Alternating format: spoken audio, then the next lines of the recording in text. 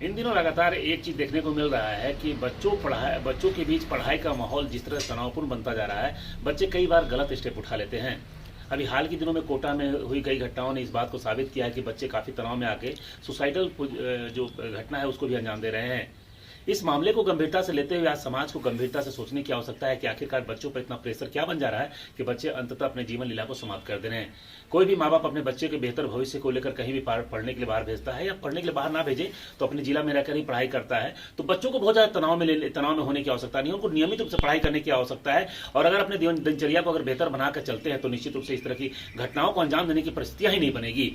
गुमला जिला में जिला के अपर समाहर्ता सुधीर कुमार गुप्ता हो या कुछ अन्य जो लोग जो सफलता के मुकाम को हासिल कर चुके हैं या फिर विद्यालय प्रबंधन की ओर से इन दिनों बच्चों को तनाव से मुक्त करने के लिए विशेष रूप से पहल की जा रही है। अपर समाहर्ता सुधीर कुमार गुप्ता खुद स्कूलों में जाकर बच्चों को ये समझाने की कोशिश कर रहे हैं कि उनका जीवन का जो लक्ष्य है वो ये नहीं है कि उन्हें नौकरी पानी है, बल्कि उनके जीवन का लक्ष्य ये होना चाहिए कि उन्हें पढ़ाई लिखाई करके एक अच्छा इंसान बनना है, क्योंकि नौकरी पाना उसका एक हिस्सा हो सकता है, आपकी सफलता उससे तय नहीं की जाती है। उन्होंने स्पष्ट कहा कि अगर आप अपने दिनचर्या को बेहतर रखते हैं, सही रूप से पढ़ाई लिखाई करते हैं तो आपको जीवन में सफल होने से भी कोई नहीं रोक सकता है। बच्चे को इस एज में नहीं पता रहता है कि उनको किस तरह की ज़िंदगी जीनी चाहिए।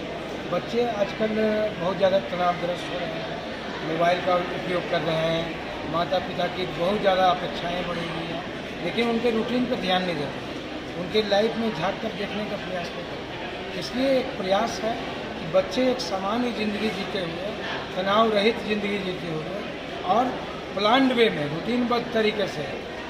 अपनी ज़िंदगी को कैसे आसान बना सकते हैं और कैसे वो लक्ष्य हासिल कर सकते हैं, अपनी पढ़ाई को कैसे ठीक कर सकते हैं। और अमूमन आपने देखा होगा परीक्षा के समय बच्चों को घबराहट होती है, बेचैनी होती है,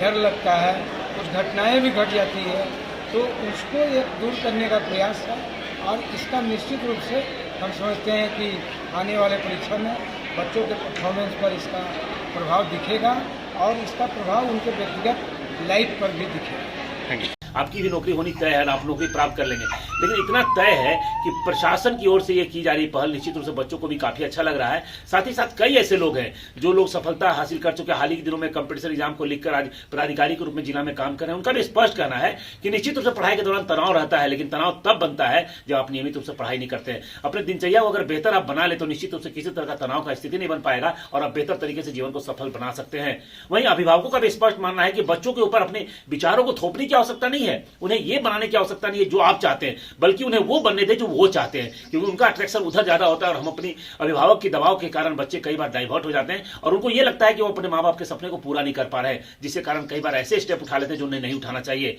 वहीं विद्यालय प्रबंधन भी मानता है कि सुधीर कुमार गुप्ता जैसे अपर समाहर्ता पदाधिकारी जो यहाँ पर है, वो जब स्कूलों में आकर बच्चों को समझाते हैं और अपनी कहानी को बताते हैं कि किस विकट परिस्थिति से उठकर उन्होंने इस सफलता को हासिल किया है, तो बच्चों पर इसका सकारात्मक प्रभाव पड़ रहा है। वहीं बच्चे भी स्पष्ट मानते हैं कि इस तरह के क्लास में आकर उन्हें अच्छा लग रहा है और जिस तरह से सुधीर कुमार गुप्ता सर ने उन्हें नियमित रूप से पढ़ाई करने के तरीके को बताया, अपने जीवन शैली को चलाने का तरीका बताया, कैसे तनाव को कम किया जा सकता है, इन सब बातों को बताया, वो निश्चित रूप से काफी सराहनीय है। और बच्चे अगर इसे अपनाते हैं तो उनके जीवन को न केवल सफल बना सकते हैं बल्कि तनाव मुक्त होकर दूसरों के लिए भी उदाहरण हो सकते हैं। तो इससे मेंटल स्ट्रेस कम होगा, पढ़ाई लिखाई ठीक से हो पाएगा। मेंटल स्ट्रेस इस तरह से कम होगा क्योंकि सर ने बताया कि हम एग्ज़ाम को किस तरीके से प्रिपेयर ढंग से, किस तरह से रूटीनबद्ध होकर अपना एग्ज़ाम दे पाएंगे, किस तरह से हम अपना एग्ज़ाम का तैयारी करेंगे और किस तरह से हम अपने आगे के दिनचर्या, आगे के रिजल्ट तक के जो स्ट्रेस आते हैं उनसे कैसे मुक्त होंगे, इन सभी चीज़ों को बताया सर। क्या नाम है आपका? पुरुषोत्तम साहब। सर के आने से हमें बहुत सारी इन्फॉर्मेशन मिली, जैसे कि सर ने हमें बताया कि कैसे हम एग्ज़ाम में जो स्ट्रेस लेते हैं, एग्ज़ाम के बाद जो रिज़ल्ट आता है उसमें जो स्ट्रेस लेते हैं उससे कैसे मुक्त हो सकते हैं, जो हमारा करियर है वो कैसे डिसाइड होगा, कैसे हम अपने करियर पर फोकस कर पाएंगे, इन सभी चीज़ों को सर ने प्रकाश डाला। और हमें बहुत ही अच्छा लगा कि सर ने हमारे विद्यालय में आके इन सभी चीज़ों को लाउडली बोलिए। सर ने हमें बताया है कि अभी हमारे शिक्षक ने बताया है कि सर ने हमें डिसिप्लिन मेंटेन करना है। हमारा रूटीन है कि हमें टाइम से सोना है, टाइम से अपना सारा काम करना है, व्यायाम करना है, टाइम से पढ़ाई करना है और जो भी है फोकस रखना है पढ़ाई में कि हमें आज इतना ये चैप्टर करना है तो इसे हमें अच्छे से कंप्लीट करना है, उस सब्जेक्ट को टाइम देना है, रिवीजन करना है और कंसंट्रेशन रखना है, मम्मी पापा की बात सुनना है, टीचर्स की बात मानना है और हमें गलत काम नहीं करना है जिससे कि हमारा ध्यान न भटके, क्योंकि हमारा टाइम चल रहा है 15 to 25 ईयर्स के बीच में, इसी बीच में हम अपने ज़िंदगी में सफल हो सकते हैं। और निश्चित रूप से स्ट्रेस भी कम होगा, मेंटल स्ट्रेस नहीं बना, टेंशन कम होगा। टेंशन कम होगा और हमें ओवर थिंकिंग नहीं करना है कि ऐसा हो जाएगा वैसा हो जाएगा, बिल्कुल भी प्रेशर नहीं लेना है दिमाग में। हमें सिर्फ अपनी स्टडी पे फोकस करना है, किसी भी उल्टा सीधा चीज़ में ध्यान नहीं लगाना है, जैसे कि वो क्या बोला ऐसे हो गया वैसे हो गया, कुछ नहीं, सिर्फ हमें अपनी पढ़ाई में ध्यान देना है। क्या नाम हुआ आपका? रज़िया खातिमा। क्योंकि हाल के दिनों में जिस तरह से युवाओं के साथ इस तरह घटनाएं हो रही है, सुसाइडल घटनाएं होती है, बच्चे फेल हो जाते हैं तो घटना को अंजाम देते हैं या फिर दबाव में आकर किसी घटना को अंजाम देते हैं, तो ऐसे में स्पष्ट है बच्चे को वो बनने की कोशिश करनी चाहिए जो वो चाहते हैं। अभिभावकों को भी कभी दबाव नहीं देना चाहिए, क्योंकि हर बच्चा का एक अलग एम होता है, हर बच्चा का इंटरेस्ट और फील्ड अलग होता है। तो वैसे में सुधीर कुमार गुप्ता सर जो अपर संभालता है, उन्होंने स्पष्ट कहा है कि बच्चों को बनने दीजिए, बच्चों को कुछ अच्छा करने दीजिए। बच्चे गलत ट्रैक पर हैं तो उन्हें दबाव दीजिए, लेकिन जब उनका ट्रैक सही है, पढ़ाई सही रूप से कर रहे हैं, हर बच्चा पढ़ाई लिखाई करके IAS IPS नहीं बन सकता है, लेकिन समाज में एक अच्छा इंसान बनने के लिए उसे नौकरी की आवश्यकता नहीं होती है, बल्कि उसके अंदर अच्छी चीजें होनी चाहिए। और ये जो निश्चित रूप से इस तरह का माहौल जो गुमला में बनाया जा रहा है, इसका सकारात्मक प्रभाव बच्चों पर पड़ रहा है। हमारे विद्यालय में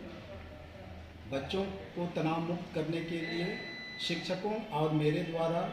काफ़ी प्रयास किया जाता है, ताकि बच्चे मानसिक तनाव से